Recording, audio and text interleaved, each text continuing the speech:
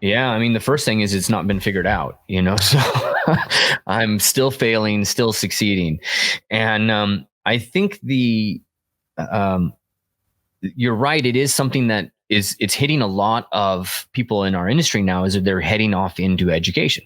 And in many ways, it seems like that's the recession proof approach. But once you get into business, you realize, business is business. It's been around forever. There's a whole physics to the way in which businesses operate, and that becomes its own thing. And it is not the same thing as being an artist. So you can quickly find yourself at odds with why you're doing it. And that's something that has to be kind of addressed. I got into business unintentionally.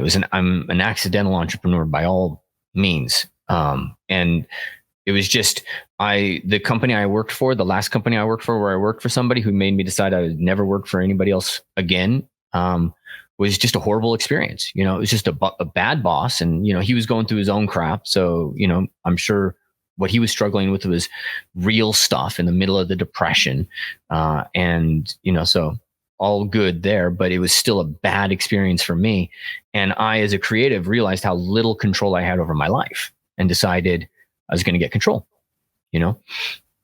I went off, I started freelancing, and I realized I was just, I was basically working the same hours plus more hours, drumming up work. And then my wife told me that she was pregnant and that we were having a kid. And I was like, I got to level my game up. How do I do that? And this was in the beginning of internet marketing and all this stuff. And, Jeff Walker had this class called Product Launch Formula. Mm-hmm. And that class kind of opened me up to being, we didn't have this word back then, but an influencer who's launching classes and builds a business around that. And I had no idea what any of that meant. I just knew that I had some standing in the community, and I had the capacity to teach. I loved it.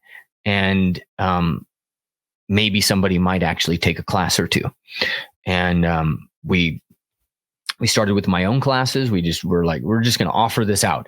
And nobody else was doing it. So it just grew gangbusters. We trained thousands of people. We brought people into it. We had partners, all this kind of stuff. And then more people started to flood into it. And then people were able to do this on their own through Gumroad. And so, right around that time, that's when it became more real. It became more of a business because competition was there. And there was more options for people to do stuff. So we had to convince people to go with us or do things on their own. And, we had to figure this stuff out. And those were very difficult years. And they were mixed, right, with just a couple of years before, I was really unhappy with my own artwork. And so, I had a team releasing classes and doing stuff. But I personally wasn't satisfied. And I was struggling to figure out, like, what's my art? What's important to me? And what makes a difference. And that struggle, man, I mean, like, there was the business struggle. And in the beginning, it was not a real struggle because we were in what they would call a blue ocean. So it was just, it was a free for all. And as long as you were adding value, it was great. When it got to a red ocean, we started to struggle. And that's where we're at today a little bit, is we're in a bit of a red ocean in terms of training, and people are undercutting pricing, and everybody's trying to go cheap and they're doing normal business tactics. Right. And so, what I had to decide myself, and this is like, if we bring this back to how'd you figure it out? I'd say I haven't figured it out, but what I have figured out is, you just got to find what you want to do, right? Like, what's the mission? What can you lead people in? And that's where I took 2 years, and I took Game Art Institute. I was working with a partner, and we severed the relationship. I had a bunch of other teachers. I severed those relationships, and I focused on just what I wanted to do, which was basically get somebody a job. Mm-hmm. I wanted to find a path where it's like, you can take that guy. Let me grab some water. I had a class right before this, so I was talking nonstop. I wanted to find that guy that was like working at Starbucks, or the job I had, which was, a night restocker at Costco, And I mean, I've worked on an assembly line. I've worked in construction. I've worked in bookstores. I've worked as a pizza delivery guy. I've done all those jobs, and I wanted to find that guy and give him a path to a job so that, he goes from 20, 30,000, whatever this current job is, to 60,000, but not just that, but he's doing something that he loves that would have not been possible before. And that, in all honesty, I mean, traditional education is ill-equipped to prepare somebody for, I wanted to make that difference in the world. And we did. We built the boot camp. The boot camp is the primary vehicle for that. And that's the thing that I feel I can lead people. And that's the mission of my life. That's where I could stand up. I can be in here with this, in this meeting with you, because I'm very, introverted, even though I'm on camera and, I work on a persona and I project. If I don't have to do that kind of stuff, I don't. I like to just kind of be behind the scenes. But that mission of getting that person that job, that was the siren's call that led me to kind of get through all the other crap, I have to get through, which includes cash flow. That's something you got to think about in a business, is how much money do you have coming in? How much I love to spend money. I'm an artist. It's like, I want this guy's tutorial. I want this thing. Let me buy it. Let me get it. Let me work with this person. Right. But I got to think, do we have the students? Is the cash flow coming in? And so there's these real business concerns. And the only way that I will invest myself, because I have to make tiny sacrifices. The only way I would invest myself is if it's a big enough, call to my mission in life, which that is, because I now know what that is. I know I have one focus: getting somebody a job that would not have gotten a job before. It's hard to grab a beer with a friend that like screwed you over recently, like the trust right there is not the same. When something like that can happen, because it really tests a relationship. I always kind of compared it to like a second marriage. It's like everything, it's just fast forward 50 years with the worst possible conditions, and you're just stress testing what you guys are made of, basically. And would love to hear your thoughts about that. My wife and I went into partnership in the beginning, and that is one of the more painful things to experience. In fact, just yesterday we reincorporated as a C Corp in Delaware. Just because some investors, that's what they're requesting from us. And we exited my wife from the business. So all the shares just went to me, because it's too hard. Like, we had to make a decision. What's the better relationship? And obviously the better relationship is husband-wife than business partner. I mean, that was just an ancillary thing. But that's hard to deal with. And, I think the primary thing that I look at now and that I like to help people understand is that as a creative, you're a business person, whatever, doesn't matter. You might be an employee, you might have your own company. Who cares? Either way, in today's industry, when the half-life of a skill is probably 2 years now, maybe 3 if you're lucky, and you're having to reskill.